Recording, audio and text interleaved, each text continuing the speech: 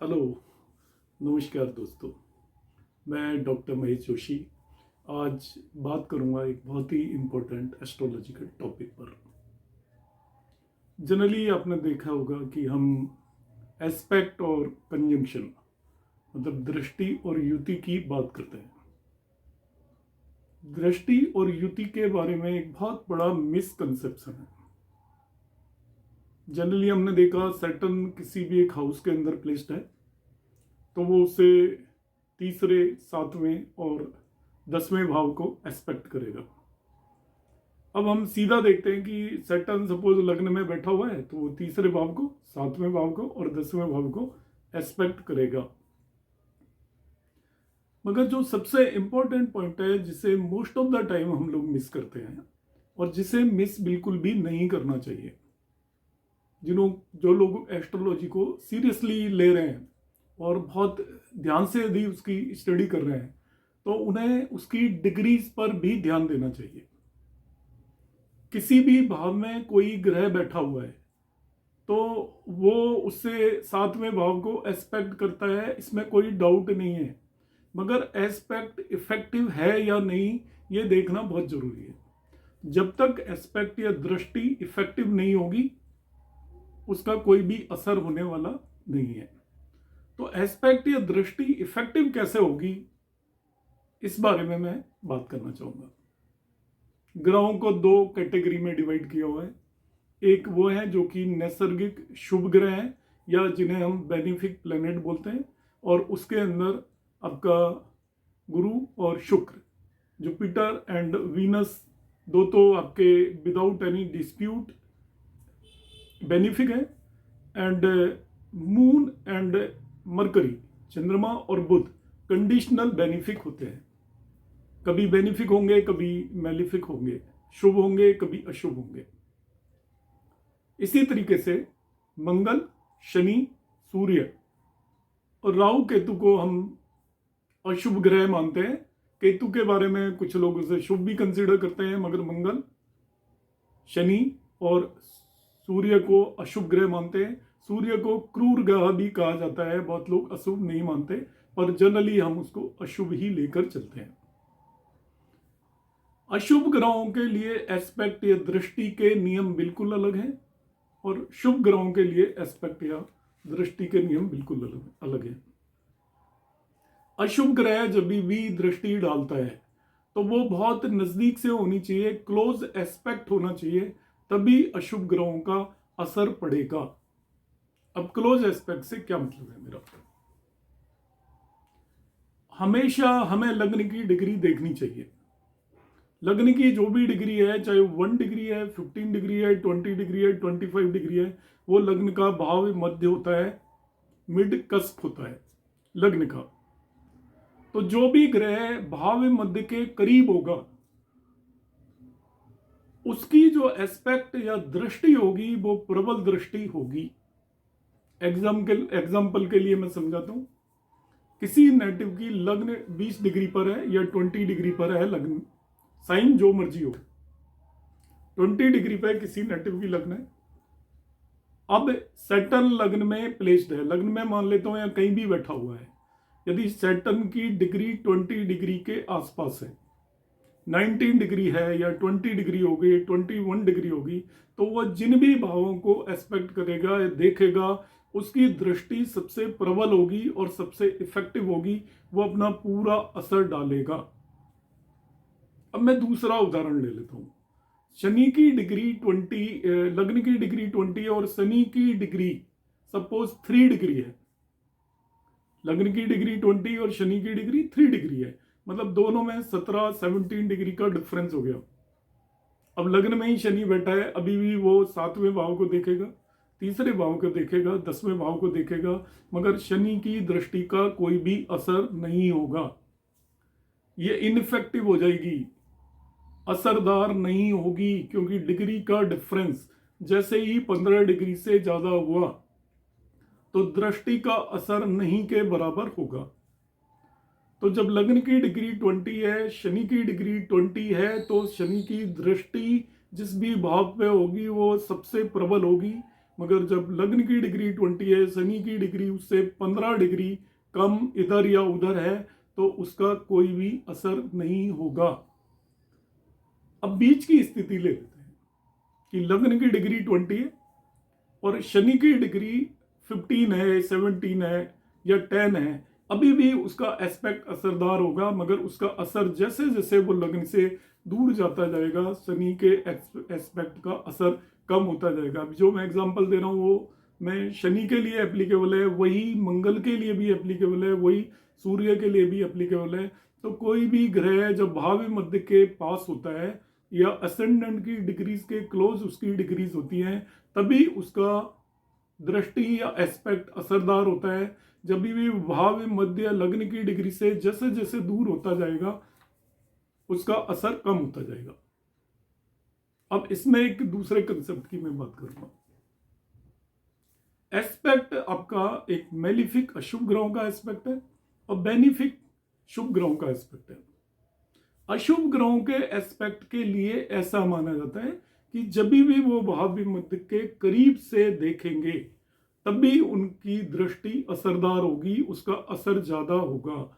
जैसे जैसे वो भाव मध्य या लग्न की डिग्री से उनकी डिग्री दूर होती जाएगी उनका असर कम होता जाएगा। ये कंसेप्ट मैं बता रहा हूं अशुभ ग्रहों के लिए। शुभ ग्रहों के लिए मगर ये concept as it is apply नहीं होता। शुभ ग्रह यदि भाव मध्य से दूर हैं तभी भी उनकी दृष्टि असरदार रहेगी। तो अशुभ और शुभ ग्रहों के लिए अलग अलग तरीके से दृष्टि ली हुई है। आप ऐसा समझ सकते हैं कि अशुभ ग्रह मतलब कोई खराब इंसान आपका बुरा कब करेगा, जब वो आपके करीब आएगा। दूर से आपका बुरा नहीं कर सकता, मगर एक अच्छा इंसान है वो आपका भला दूर से भी कर सकता है।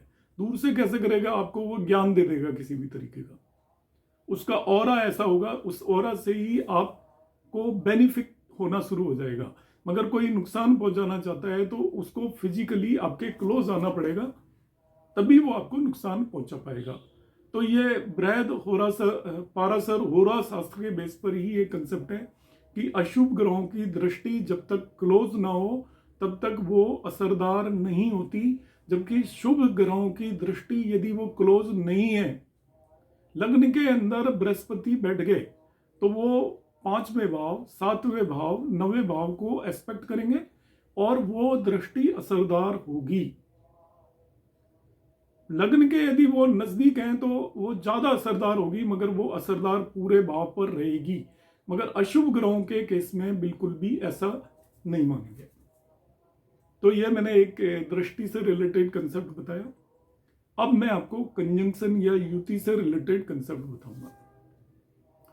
कंजंक्शन से रिलेटेड, युति से रिलेटेड जब भी हम फल देते हैं तो उसमें हमें 6 या 7 चीजों का बड़े ध्यान से ध्यान रखना है। जब भी किसी भी भाव के अंदर 2 ग्रह युति बना रहे हैं तो जनरली सामान्य तौर पर नॉर्मली मैंने देखा है कि एस्ट्रोलॉजर्स केवल देखते हैं भाई दोनों की युति है और वो उस हिसाब से रिजल्ट देना शुरू कर देते हैं। मगर युति होना काफी नहीं है। जब भी 2 ग्रहों की युति हो तो किस तरीके के रिजल्ट देंगे, उसमें नंबर 1 उनकी जो नेचुरल या नैसर्गिक कैसे कार्यकत्व हैं उन ग्रहों के, उसका रोल होगा। यदि युति में दोनों शुभ ग्रह हैं तो वो उनकी शुभता बढ़ जाएगी, दोनों अशुभ ग्रह हैं तो वो अशुभ ग्रहों जैसे ही रिजल्ट देंगे।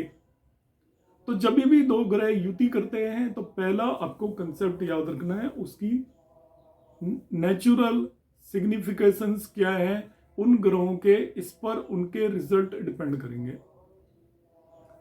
सेकंड जो इंपॉर्टेंट कंसेप्ट है वो है कि वो किस राशि के अंदर युति कर रहे हैं। ऐसा नहीं कि सब जगह युति के एक जैसे रिजल्ट होंगे। यदि वो मित्र राशि में बैठकर दोनों युति कर रहे हैं तो कुछ अलग रिजल्ट हम इंटरप्रेट करेंगे।